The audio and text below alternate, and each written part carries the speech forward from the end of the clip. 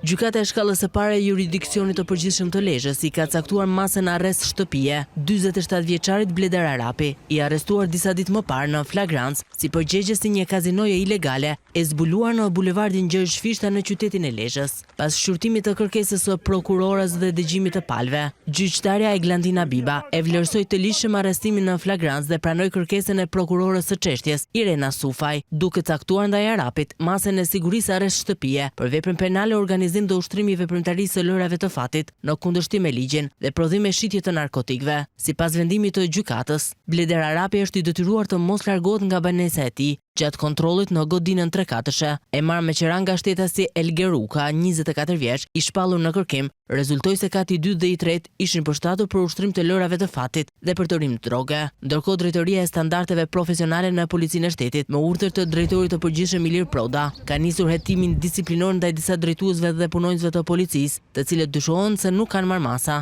për evidentimin dhe goditjen e kësaj veprimtarie në qendër të qytetit të Lezhës.